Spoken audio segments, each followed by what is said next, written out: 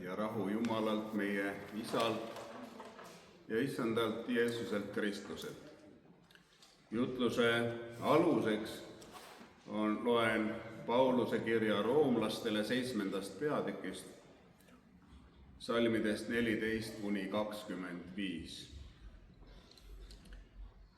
Ma tean küll, et seadus on vaimulik, mina aga lihalik,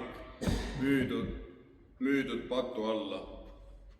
Ma ei mõista ju, mida ma teen, sest ma ei tee seda, mida tahan, vaid ma teen, mida vihkan.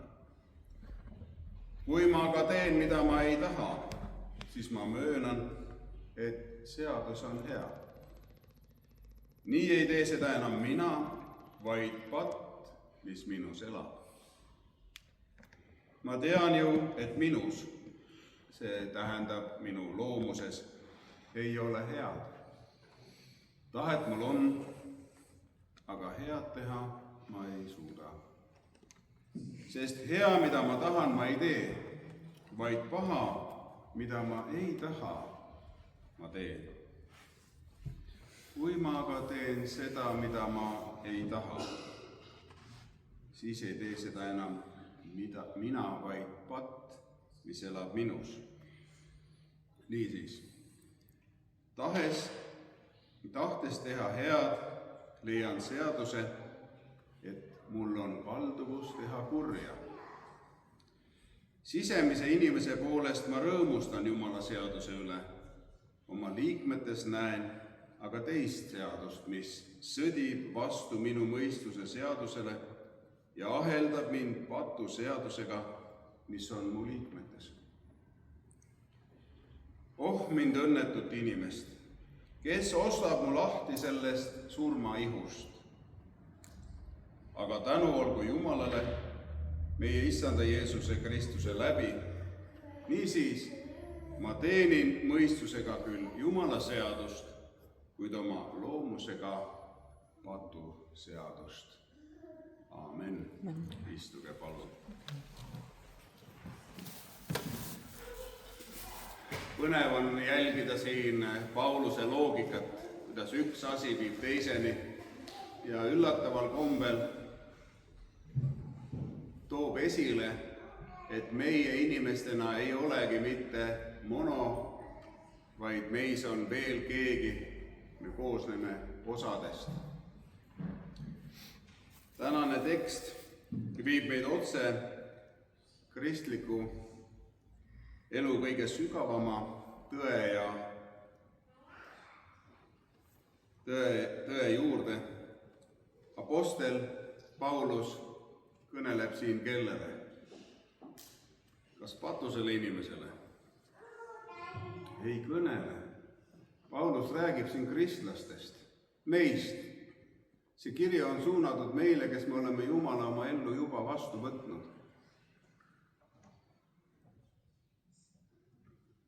Ta räägib meist, kes me armastame Jumalat ja kirjeldab meie elu kui pidevat lakkamatut heitlust liha ja vaimu, vana ja uue inimese vahel.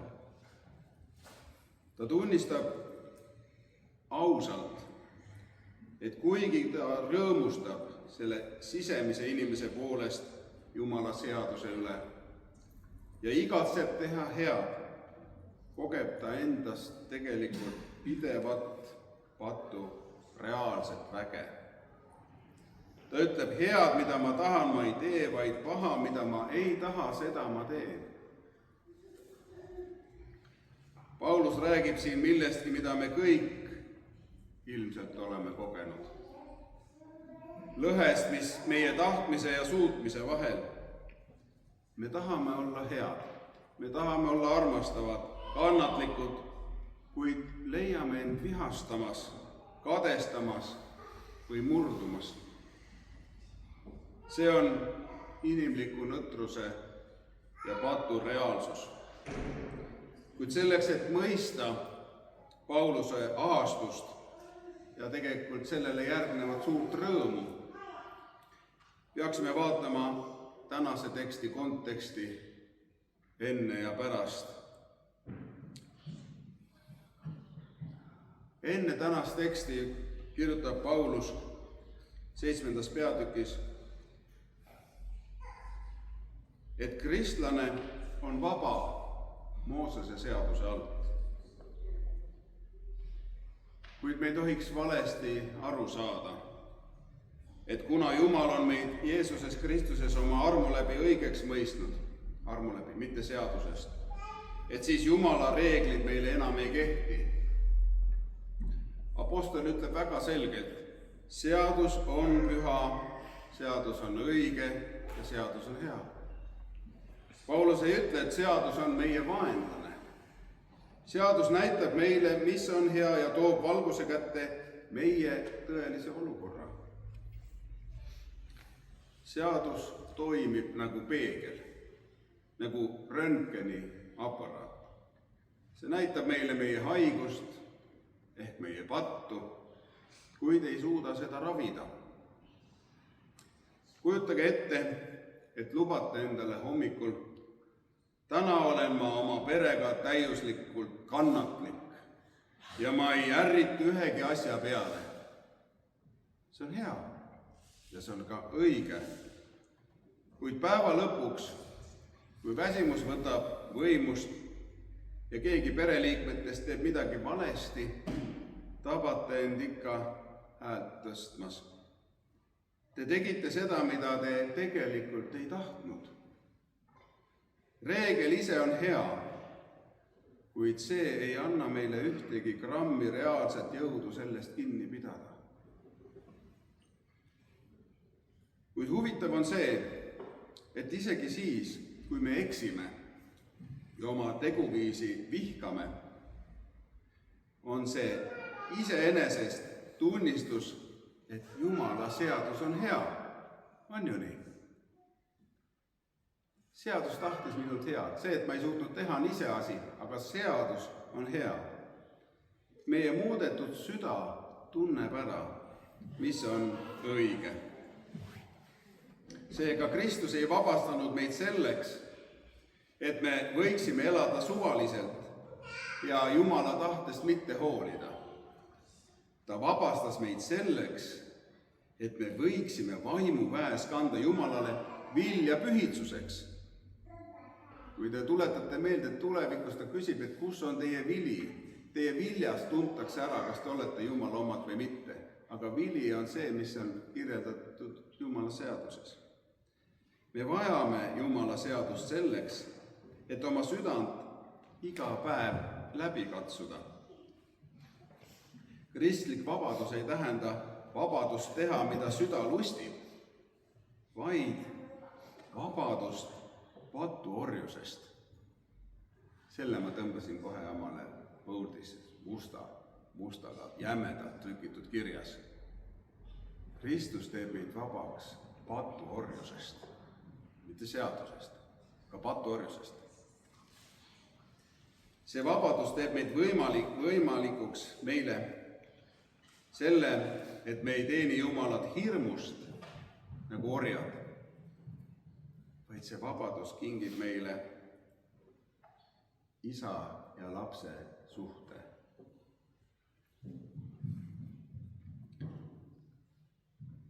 Miks me siis ikkagi teeme pattu? Probleem ei ole reeglites. Probleem on patus, mis samamoodi elutseb meie sees. Kas pole kummaline? Meie sees elab patt.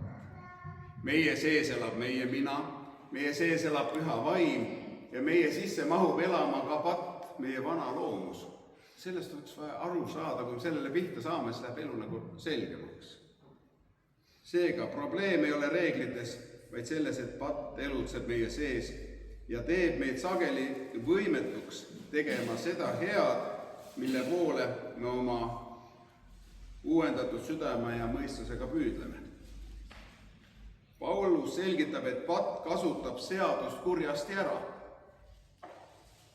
Kui seadus ütleb ära himusta, siis patune loomus meis äratab just igasuguseid himusid. Patt on nagu uinunud koletis. mis seaduse käsu peale ärkab ja toob esile surma. Me näeme seda mässumeelsust juba väikeses lapses. Kui laps mängib toas ja me ei ütle talle midagi, siis ilmselt ta ei tee ka seda probleemi, mille suhtes me ettevaatlikud oleme. Nii kui me ütleme selle lapsele, vot seda punast nuppu sina puutuda ei tohi, siis just seda ta teeb. Täiskasvanutena oleme samasugused. Keeld teeb asja meie lihaliku loomuse jaoks ahvatlevaks. Me võime istuda arvuti taha, kindla plaaniga teha tööd. Mul endal juhtus seda mitu korda. Nüüd ma hakkan jutlust tegema. Ja siis tuleb kuskilt, et no vaata ikka oma postkasti ka ja vasta ikka nendele kirjadele ära. Ja siis, kui ma olen sellele teele läinud, siis ma avastan, et mul ei ole enam seda indu jutlust kirjutada. Ma olen väsinud, ma olen teelt kõrvale lükatud, ma olen rajalt maas. Kui apostel Paulus vaatas oma enese nõtrusele ja endas jätkuvat tegutsevale patuväele, Paulus, saate aru? Paulus suur Jumala mees ja tema räägib meile sellist juttu, et tema on nõder ja tema eksib.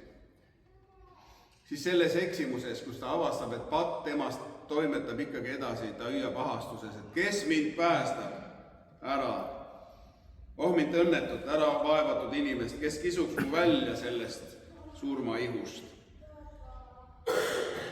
Pange tähele, vastus sellele küsimusele ei peitu tugevamas tahtejõus, mitte rangemas enesedistsipliinis või veelgi paremas piibli tundmises.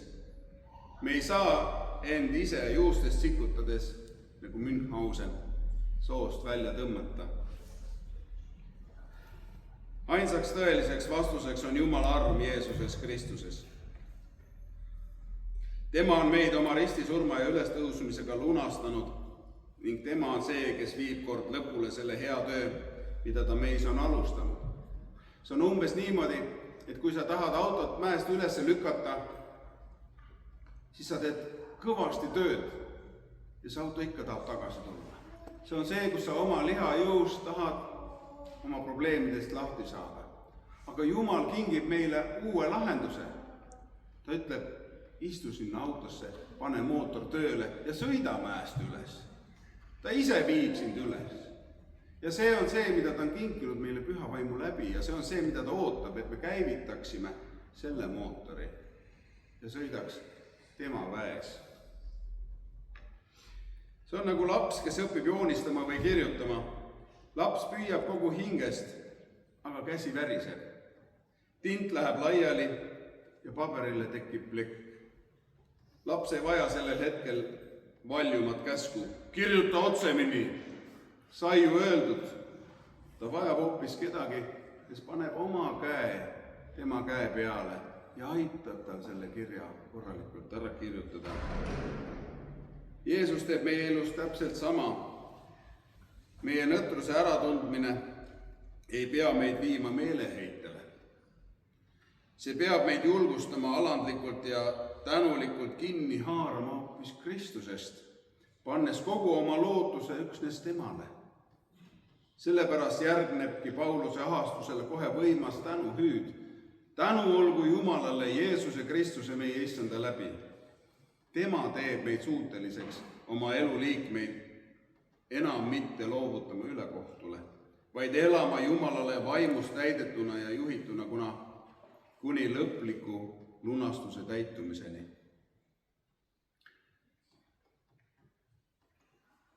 Kui 7. peatükk lõpeb Pauluse kirjas roomlastele ohkamisega, siis 8. peatükis algab sõnum julgustavalt. Nii ei ole nüüd mingit hukkamõistmist neile, kes on Kristuses Jeesuses. 8. peatükis Paulus suunab meie pilgu tulevikku. Ja ta ütleb, kuigi me oleme päästetud ja elame vaimus, kogeme me selles maailmas ikka veel kannatusi, haigusi, väsimust ja kaduvust. me võime kristlastena kogeda majanduslikke raskusi, suhete purunemist või leina, kuid Paulus kinnitab, praeguse aja kannatused ei kaalu midagi selle tulevase kirkuse kõrval, mida meile ilmutatakse. Jah, meil võib olla raske, aga see siht ja eesmärk, kuhu meid tahetakse kohale viia, on kordades suurem ja väärt seda, millest me läbi peame minema. Meeleparandus on siin elus meie igapäevane kingitus. Meeleparandus on kingitus. Ämbrisse astume nii tihti, et see meeleparandus ongi meile kingitus. See on nagu kuivatuspaber. Kui me teeme oma elulauale tindipleki, astume valesti ja kukume, siis meeleparanduses imeb andestus selle pleki täielikult enesesse. Plekk kaob, laud on puhas ja me võime püsti tõusta ning edasi minna. Kui me oleme Jeesuse vastu võtnud, on meie patud andeks antud ja unustatud. See on ülioluline. Meie patud unustatakse. Prohvet Miika kirjutab, et Jumal heidab kõik meie patud mere sügavustesse. Samuti loeme sõnast, et neile, kes Jumalat armastavad, laseb Jumal kõik heaks tulla. Ka need rasked hetked meie eludes. Seega seame selle tulevase kirkuse endale sihiks. Andestagem iseendale, andestagem teistele ja tehkem rahu kõikidega. Tahtsin tuua välja selle andestuse koha. Andestamine iseendale. Meil paljudel on haigusi, muresid, aga lugesin hiljaaegu ühte toredat lugu, kus andestusel on oma tulem. Mees oli haige, pikalt haige, väga kristlane. Ja ütleb, ma olen palunud ja minu eest on palutud. Ja ma olen jätkuvalt haige. Miks midagi ei toimi? Ja siis selles loos vähemasti jõuti kohale, et see haigus või mure ei kadunud sellepärast, et tal oli andestamatus. Ja andestamatus mitte kellegi teise suhtes, vaid iseenda suhtes. Ja kui talle jõudis kohale piiblisalmide toel, et tema patud, et ta ei kannaks neid endaga kaasas, et sina ei kannaks kaasas. Kui täna me tunnistasime oma eksimused ja oma patud, lase neist lahti ja ära lase kellelgi neid meelde tuletada. Jumal paneb need merepõhja ja ei tuleta neid meelde. Uute pattudega toimetame meeleparanduse kaudu. Vanadest pattudest tuleb lahti lasta ja nii kui ta sellest aru sai, ta sai terveks kohe. Kui me anname andeks iseendale, me saame vabaks. Aga selle kaudu anname andeks ka teistele. Jumal ütleb, andke andeks neile, kes teid taga kiusavad. Inimlikult ei tahaks, aga Jumal ütleb, tehke seda, sest see mõjutab teie oma elu. Võtan tänase jutluse kokku palves. Langetagem, mõelgem minuga kaasa, palvetagem kaasa, istuge rahulikult. Me täname sind, kallis taevaisa, sõna eest, mis tunneb meie inimlikku loomust läbinisti ja ausalt. See tead meie igapäevaseid sisemisi võitlusi. Sa näed seda lõhet meie heade kavatsuste ja meie nõdra liha vahel. Kallis taevaisa, me täname sind, et sa ei jäta meid meie enese tahtejõu hooleks ega mõista meid hukkumiste pärast hukka. Me täname sind, et Kristuses Jeesuses ei ole meie üle enam mingit hukkamõistmist ja et meie patud on heidetud mere sügavustesse. Palume, et sinu andestus oleks täna meile nagu puhastav kuivatuspaber, mis kaotab igasuguse süütunde, eksimuse ja mineviku pleki.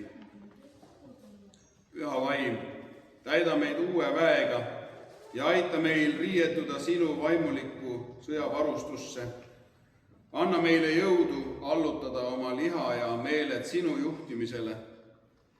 Kingi meile armu andestada esmalt iseendale ja seejärel ka ligimestele.